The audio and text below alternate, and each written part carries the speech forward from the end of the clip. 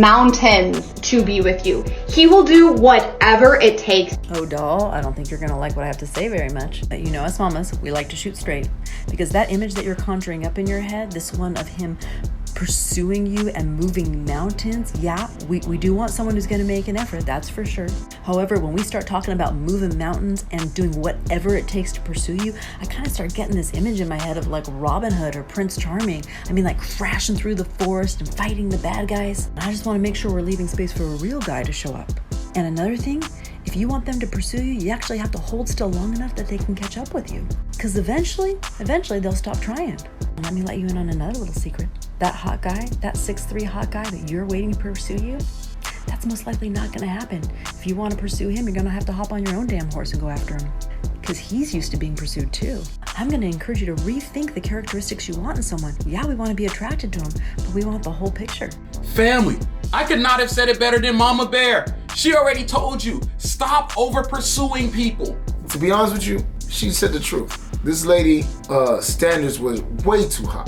And to be honest with you, the guy that you want gets pursued because every girl wants that same guy. Facts. This is cookie cutter stuff, man.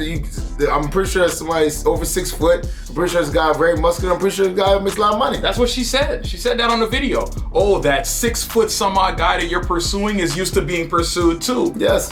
Women should know that a high value man or a man that fits the mold of what most women would want, that person being pursued by all types of women. So he doesn't feel like he needs to put in the effort to go after you because he's got like 6, 7 other women pursuing him, messaging him nonstop. It's very simple. It's supply and demand. In most cases, the women is, the supply and the guys are in demand. You know what I'm saying? But when a guy becomes successful, attractive, and basically moves to that upper echelon of male, then he becomes the supply, and that's the demand. You know what I'm saying? So what women gotta understand is at the end of the day, like, yeah, if you want average, then there's gonna be an abundance of that, and you're gonna be getting chased, and he's gonna do nice things for you and all that stuff. But once you start going to the higher level, then the roles kind of reverse. You know what I'm saying? Also, you have to keep in mind that over pursuing, showing too much interest in this person, going all out puts you in a vulnerable position. Mm-hmm. Now you could be exploited.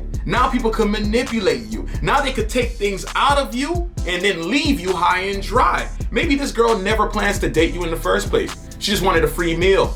She just wanted somebody to pay her rent. She just needs somebody to pay that car note. You're the sucker if you're playing that game. Guys, there's a statement that says, never love her more than she loves you. Now again, we can all make this argument whether that's, toxic or not or whatever have you. But let's be honest, guys. In most situations, if you're like putting this woman on a pedestal and you're doing everything, you possibly can to get her, she kind of is not gonna value as much. You know what I'm saying? Especially when you do so much for her, people kind of like someone who's like, okay, attainable, but not overly desperate, When you're dating somebody, you have to know the limits that you should go to. You know what they say? Like somebody wins in a relationship, like somebody settles and somebody There's a reacher and a settler. Yeah, a reacher and a settler theory, if you will, right? In certain aspects, I feel that's true. You know what I mean? I've seen guys do the most craziest things because of a girl they like, and a lot of times it doesn't pan out. I've seen guys, babysit a girl's kids. I've seen guys, buy her cars and stuff like that. And at the end of the day, it just seems very desperate. Nobody wants somebody who feels like they can't get anybody else. And that's what it is. When you're doing all this other thing, she's like, he must not have much options because he wouldn't be, moving heaven and earth to get me. I've seen women say that before. They're like, oh man, he ain't got no girls? Like, why would I want him? Maybe, man, I need to look for somebody else because something must be wrong with him if he got no women around him. Now, I will say this. All the women I've been with or dated, I pursued, but they match my energy. I knew I was going somewhere with it. I didn't feel like I was just doing the most. Yeah, and you also can kind of feel when someone is like not as interested, Yeah. You start pursuing and... Well, that comes with experience. Exactly. Because there's some guys now, they have no experience, so they don't know that they're doing too much. So I understand that. True. But when you obviously talk to the opposite sex or whatever have you, you kind of feel okay.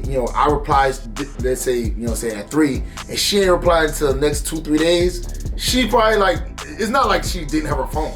it's probably she's talking to someone else, and when she's bored, she checks in on you. Yeah. So at the end of the day, you know, you gotta understand that, okay, this person's not that invested in me, so I shouldn't be that invested in them.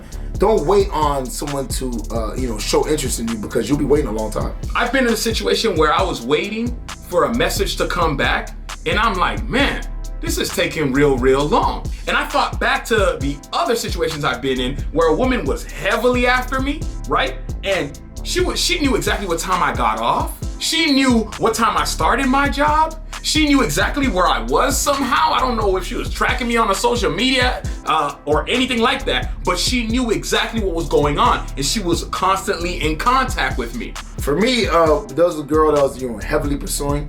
I mean, at this point in time, I did not have a car, and this girl asked me, do I need a ride home? Every single day. When I mean every single day, even when she knew my ride was there, she still asked me, do I need a ride home?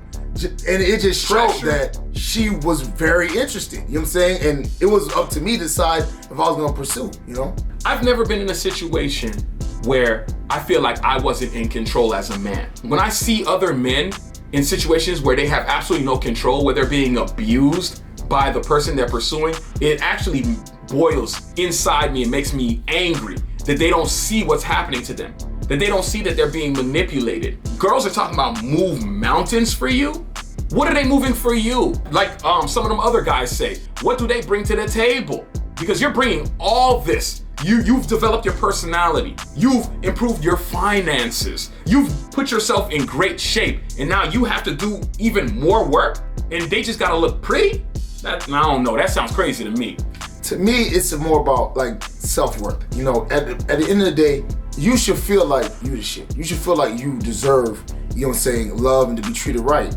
And when someone's not doing that for you, and again, I'm not saying they have to go above and beyond and do the most crazy, but like, if you obviously see this person doesn't value your time, doesn't value, what you're doing for you, doesn't appreciate the things you do. Like I've heard girls say, oh, because this guy, missed a date with me, he gotta give me a down payment. What is that? What is that?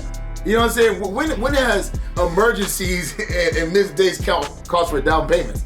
Like, if someone would tell me that, I would be like, this is a person that obviously just sees me as a piggy bank. That's what it is. Because at the end of the day, like, yes, emergency happened, but to give you a certain amount of money just to show up with me, am I basically paying you for the date? Now, I think that's actually one of the reasons why a lot of women are so angry about, what do they call them? The passport boys or something like that? Yes, the guys who travel outside of the United States to date. And I think they become so angry because they see that they can't take advantage of a certain group. And they feel as if that pool is dwindling further and further, and they might actually have to, get a personality. And that's sad. It is, because the issue is, and this is what they don't understand is, they denigrate these guys that go overseas to, find women and whatever. But the idea is, the world is a competition. In anything. It is. In business and whatever.